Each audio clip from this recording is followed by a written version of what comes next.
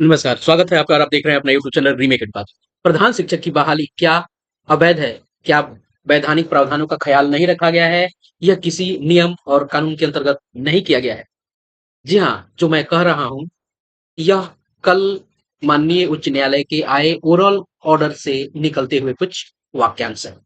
जी हाँ, इस वीडियो में हम इसी वाक्यांशों पर आपसे बात करेंगे। तो ये वीडियो आपके लिए बहुत स्पेशल होने जा रहा है और सोशल मीडिया पे चल रहे अलग-अलग कयासों और लोगों की मनगढ़ंत सोशल मीडिया पे फैलाए जा रहे आपको वॉलपेपर्स और खुद से टाइप किए हुए मैसेज जो लोगों को कहीं न कहीं चिंता में डाल रहा है, तो चिंता की कोई बात नहीं है।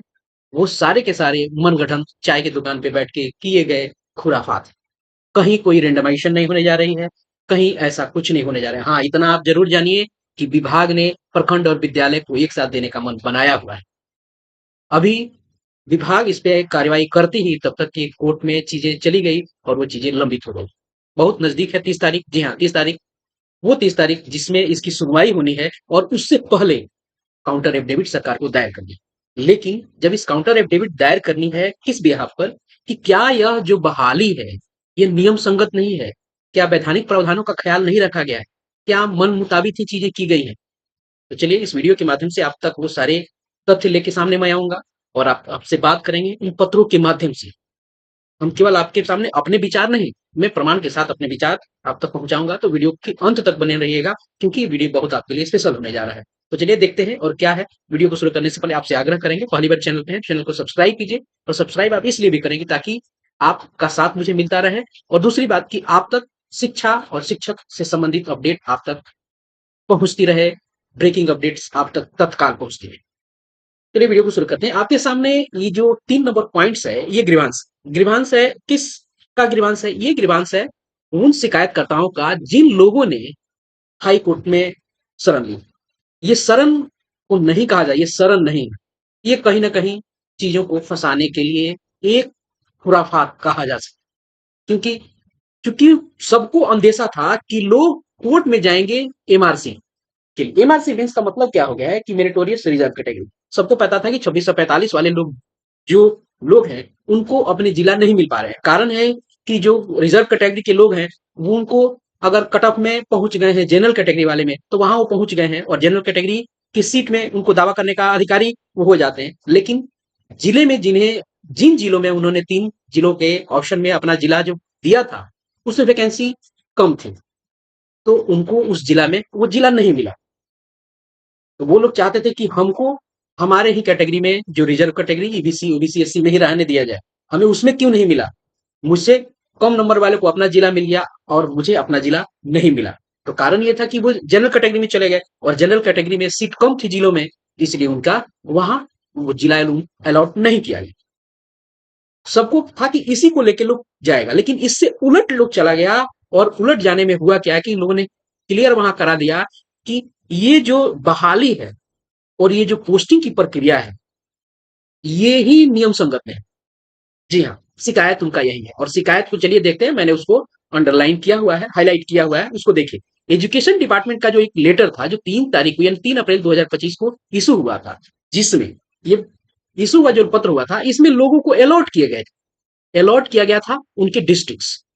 और ये जो 3 तारीख को जो पत्र था, ये पत्र 2 जनवरी 2025 के एक पत्र के आलोक में किया गया था, क्योंकि इस 2 तारीख वाले पत्र में जिला ऑप्शन देने के लिए आदेश निर्गत है और इसी पत्र के आलोक में ये जो 3 अप्रैल वाला जो पत्र निकला था जिसमें सब लोगों को जिला आवंटित किया था, इसको इन्होंने कहा है कि ये जो जिला का अलॉटमेंट हुआ है basis of preferences of place of posting, लोगों को प्राथमिकता के आधार पर पोस्टिंग के प्रेफरेंसेस दिए गए।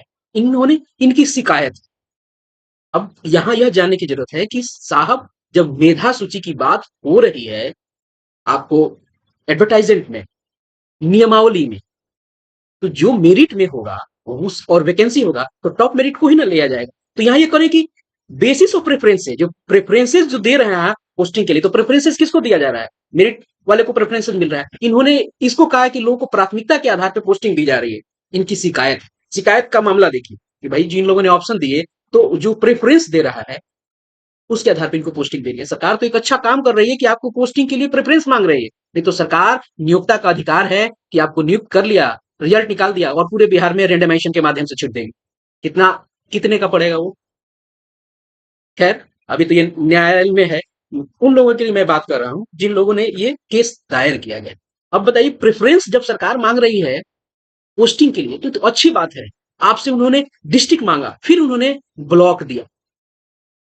सरकार इतना फ्लेक्सिबल होके, इतना आपको आपके लिए लाइबल होके और आपके साथ काम कर रही है, और ये कही जा रही है तो कहीं ना कहीं ये खुराफात की संज्ञा इसको दी जा सकती है जिन लोगों ने ये कोर्ट में केस दायर किया। खैर, हम चलते हैं आगे की चीजों में। अब चौथे पॉइंट्स में, ऊपर तो ग्रीवांसेस था, चौथे पॉइंट में है कि the exercise undertaking in terms of annexure P1 is stated to have been done on the basis of letter. यानी यहाँ कहा गया है, अभी जो मैंने बताया कि ऊपर वाला जो 3 तारीख का पत्र था, ये 2 तारीख को इशू आदेश के आधार पर था। उस पत्र को भी हम देखेंगे। 5वें में कहा क्या गया है कि जो ये पिटिशनर है, जो 48 पिटिशनर है, इनके जो वकील है उन्होंने क्या कहा है कि learned senior council of petitioner contend that the aforesaid exercise undertaken by the respondent authorities is without any restriction। यानी बिना कोई वैधानिक प्रावधान के ये सारा का सारा एक्सरसाइज किया है। ये विद्वान अधिवक्ता जो है, लर्नेड सीनियर काउंसिल जो है, इन्होंने कहा है, जो पिटिशनर के पक्ष को रख रहे हैं, उन्होंने कहा है कि ये विदाउट एनी स्टेशनरी बेसिस। साहब, कैसे? ये बिना वैधानिक, सरकार ने पूरी नियमावली बनाई, पूरी व्यवस्था बनाई, पूरा आपको रिक्ति दिया, उसके बाद आपको कट ऑफ मार्क्स के लिए निर्धारित किया, सारे कैटेगरीज के लिए निर्धारित किया, पूरी प्रॉपर से जा रही है, तो कहाँ नहीं किया है। ये चूंकि इन्हें मैं न्यायालय की चीजों पे नहीं कर रहा हूं, लेकिन जिन लोगों ने चीजें कही है और निराशा नहीं रहे, चिंता की लकीरें नहीं रहे उन अभ्यर्थियों के लिए, इसलिए मुझे ये चीज कहनी पड़ रही है। क्योंकि ये केस जो है, अगर विद्वानों की बात माने, अगर अलग अलग अधिवक्ताओं को और जो जानकार लोग हैं, तो ये कहीं ना कहीं ये दहलीज पर ही डिसमिस होने वाले केस है, क्योंकि अभी दूसरे पक्ष को, सरकार का पक्ष सुना नहीं गया है, इसलिए इस तरह की बातें हैं। बाकी न्यायालय में है, इस पे कुछ नहीं कहा जा सकता है, लेकिन ऐसे संभावना व्यक्त की जा सकती है। आगे देखते हैं कि अब जब बात की गई लर्नेड काउंसिल जो पिटिशनर के थे, उन्होंने कहा कि भाई ये कोई बिना वैधानिक प्रावधान की नहीं है। और जब इस बारे में लर्नेड गवर्नमेंट एडवोकेट से इस बात की, उनसे अगर जानकारी ली गई, तो उन्होंने कहा कि उनका जो एक्सरसाइज है, इस पर वो चीजों को क्लियर करने में आपको अनेबल रहे, वो नहीं कह पाए। क्योंकि हुआ कि पहले दिन उनका पक्ष सुना जाएगा, हो सकता है सरकारी इस पे गवर्नमेंट के जो पक्ष की जरूरत नहीं पड़े, न्यायालय इसको आपको थ्रेशोल्ड आपको डिसमिस कर दे, लेकिन ऐसा नहीं हुआ। लेकिन खैर, उन्होंने इस चीज को, रूल और लॉ को पॉइंट आउट नहीं कर पाए जो गवर्नमेंट के अधिवक्ता थे, और उन्होंने क्या किया कि समय मांग लिया, तो काउंटर एफिडेविट के लिए समय आपको मिल गया। उन्होंने ये बताया नहीं कि किस नियम और किस तहत के तहत ये पूरी की पूरी बहाली हो रही है। खैर, हम इस पे नहीं, हम आते हैं कि जिन लोगों ने ये शिकायत की है, इन्होंने पूरी की पूरी नियमावली को चुनौती दे दी है, पूरी बहाली को चुनौती दे दी है, और इसे खतरा यह बढ़ गया है, 99.9 चांस है कि न्यायालय जो है न्याय करेगा, वो पूरी प्रक्रिया हो रही है, और इतने सारे लोगों के साथ न्याय शायद नहीं हो। खैर, हो सकता है कि चीजें मेरा अपना मानना हो, लेकिन जो न्यायालय की चीजें अधीन है, न्यायालय का निर्णय सर्वोपरि है। लेकिन हुआ क्या, अगर बाय द वे, दुर्भाग्यवश अगर चीजें, जो 2 पत्र कैंसिल हुए हैं, आपको मैं बताता हूं, वो 2 पत्र जो कैंसिल किए गए हैं, कैंसिल नहीं किए गए हैं, वो 2 पत्र जो आपको उसकी प्रक्रिया पर रोक लगाई गई है, उन दोनों पत्रों को, जो 3 तारीख और 2 तारीख को, अगर ये एक्सेप्ट हो गया मामला, तो रेंडमाइजेशन की स्थिति में कहीं सरकार चली ना जाए और सारे लोग परेशान हो जाएंगे इन कुछ लोगों के चलते। जबकि ऐसा होने की संभावना नहीं है, क्योंकि जो कहा गया है कि वैधानिक प्रावधानों का ध्यान नहीं रखा गया है, तो वैधानिक प्रावधानों का ध्यान रखा गया है, सारी की चीजें प्रोसेस में है, इसलिए चिंता की लकीरें नहीं होनी चाहिए। आते हैं पत्रों पर, देखिए सारी प्रक्रिया है, वो पत्र निकालेंगे। सबसे पहले हम आपको चलते हैं, आपको ये नियमावली पहली बनाई गई, मैं उन दोनों पत्रों को दिखाऊंगा, पूरा प्रोसेस दिखाऊंगा कि सरकार ने क्या किया। नियमावली, चूंकि पहले से ये कोर्ट में चला गया था, तो फिर से नई बहाली निकाली गई, और नई बहाली जो बनी आपको, वो बहाली आपके सामने है। उसका जो पूरा का पूरा जो अधिसूचना है, गजट के रूप में आपके सामने है। और अब चल के देखते हैं, ये गजट में बहुत सारी चीजें कही गई है। क्या क्या चीजें कही गई है, 20 फरवरी को ये आपको सामने आया, और इसमें कहा क्या गया है, बहुत सारी चीजों का जिक्र किया गया है। इसमें संवर्ग का गठन की बात की गई, पूरी नियुक्ति की प्रक्रिया बताई गई है। यहाँ नियुक्ति की प्रक्रिया, मैंने कुछ चीजों को हेडलाइन आपको हाइलाइट कर दिया है, मैं उस चीज़ों को पढ़ भी देता हूँ। नियुक्ति की प्रक्रिया को पूरा आपको यहाँ बताया गया है, तो कैसे वैधानिक चीज़ों का ख्याल नहीं रखा गया है, जो जो पिटिशनर के लोग कर रहे हैं। कहा गया कि शिक्षा विभाग द्वारा प्रधान शिक्षक प्रारंभिक विद्यालय में पद पर सीधी नियुक्ति होती है, जिला स्तर पर रिक्त पदों की गणना, रिक्त पद की भी गणना की गई है, पर रोस्टर क्लियरेंस के साथ आरक्षण कोटिवार अधियाचना बिहार लोक सेवा आयोग को प्रेषित की जाएगी। दूसरा, सीधी भर्ती हेतु प्राप्त अधियाचना के आलोक में आयोग रिक्तियों की संख्या विज्ञापित करेगा। विज्ञापन भी मैं आपको दिखाऊंगा। आयोग द्वारा विज्ञापित आवेदन पत्र में प्रधान शिक्षक अभ्यर्थी द्वारा स्व घोषणा के आधार पर उनकी उम्मीदवारी का मूल्यांकन किया जाएगा। पांचवा, विभाग द्वारा परीक्षा में अर्हतांक कट ऑफ मार्क्स इसलिए होता है कि जहाँ की मेरिट लिस्ट बनाई जाए। आगे मेधा सूची की भी बात की गई है। आयोग द्वारा संचालित उक्त परीक्षा के आधार पर की गई अनुशंसा के आलोक में नियुक्ति की जाएगी। ये तो प्रक्रिया की बात है, और चीजों को हम देखते चलते हैं। और सारी चीजों के बाद आयोग के पास, सरकार के पास एक अपनी शक्ति है, और वो शक्ति है कठिनाई जो इससे संबंध में आएगी उससे दूर करने की शक्ति। कठिनाई 11 नंबर बिंदु है, कठिनाई दूर करने की शक्ति। विभाग को इस नियमावली कि किसी प्रावधान को स्पष्ट करने एवं अधिसूचनाओं और दिशा निर्देशों के माध्यम से इसके कार्यान्वयन में उत्पन्न होने वाली किसी भी कठिनाई को दूर करने की शक्ति होगी। तो सारा का सारा डिसीजन हाथ में है। तो सबसे पहले ये गजट निकाला गया, ये गजट आया, इस गजट के बाद विज्ञापन आया। मैं पूरी प्रक्रिया की बात कर रहा हूँ, ये पूरी एक पूरा विज्ञापन आया है 25, ये जो विज्ञापन संख्या है 25/2024। मैंने पहले देखा कि नियमावली बनी, फिर गजट आया, उसके बाद आपको एडवर्टाइजमेंट आया, जिसमें देखिए सारा का सारा आप देख रहे हैं कि यहाँ पूरी की पूरी जो संख्या है, जितना वैकेंसी है, उसको यहाँ बताया गया, पूरी चीजें बताई गई, किसको कितना मिलना है, आरक्षण का, उस सारा का सारा आरक्षण की बात की गई, अर्हता की बात की गई। उसके बाद पूरी चयन प्रक्रिया के बारे में, परीक्षा की बात की, न्यूनतम अर्हतांक कितनों किसको कितना चाहिए, जनरल वालों को कितना चाहिए। उसके बाद मेधा सूची की बात की। जब मेधा सूची की बात आ जाती है तो कट ऑफ मार्क्स डिसाइड होता है। जो ये न्यूनतम अर्हतांक की बात जो यहाँ है, उसके बाद मेधा सूची में क्या होगा, जो टॉप के लोग होते हैं, जितनी वैकेंसी टॉप में, मान लीजिए कि 10 वैकेंसी है किसी भी कैटेगरी में, तो ऊपर के टॉप के 10 लोगों को ले ली जाएगी, नीचे के लोग आपको वहां नहीं सिलेक्टेड होंगे उस जगह। तो सरकार यहाँ क्या कर रही है, आपको हटा के आपको दूसरी जगह शिफ्ट कर रही है। सरकार अगर चाह दे कि भाई जो लोग नहीं है, आप उस जिले को लिया है, अपने जिले में ऑप्शन मांगा, आपने एक जिले में ऑप्शन मांगा, और जिले में उतनी वैकेंसी नहीं है, तो आप तो बाहर हो जाएंगे, आप तो बाहर हो जाएंगे। तो आपको सरकार एक फ्लेक्सिबल व्यवस्था ला के कह रही है कि भैया के ऑप्शन दे दो, और आप वहां उसके चीजों को चुनौती करने के लिए चले गए।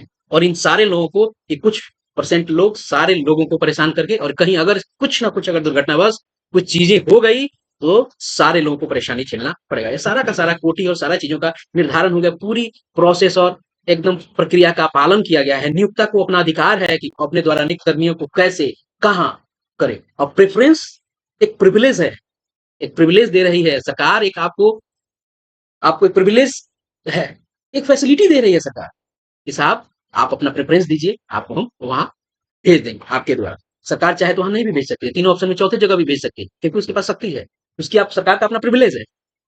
और सरकार उस प्रिविलेज का इस्तेमाल करके आपकी फैसिलिटी को देना और नहीं देना, ये सरकार का अपना प्रिविलेज है, क्योंकि वो नियोक्ता है।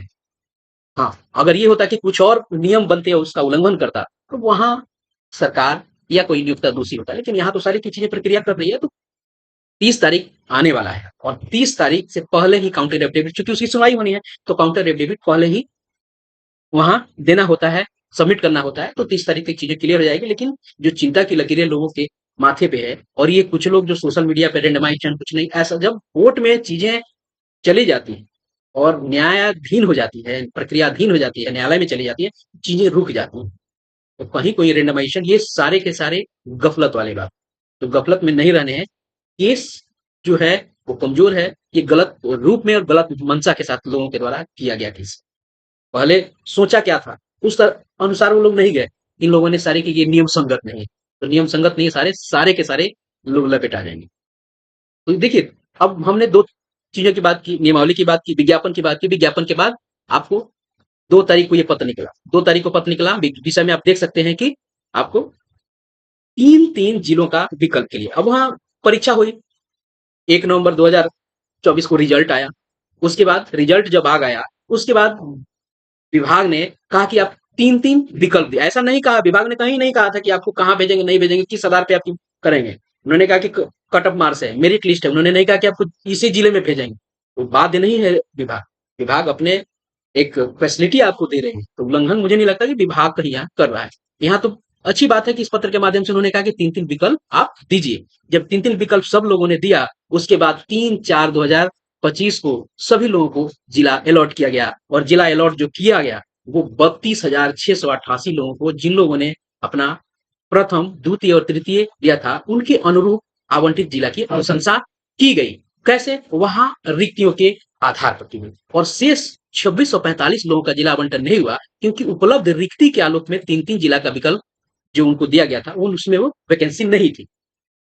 तो पूरा का पूरा प्रक्रिया जो ही विभाग ने फॉलो किया है, नियमावली, फिर विज्ञापन, उसके बाद नियुक्ति की प्रक्रिया के लिए ऑप्शन मांगे गए, उसके बाद ऑप्शन के बाद अलॉटमेंट हुआ।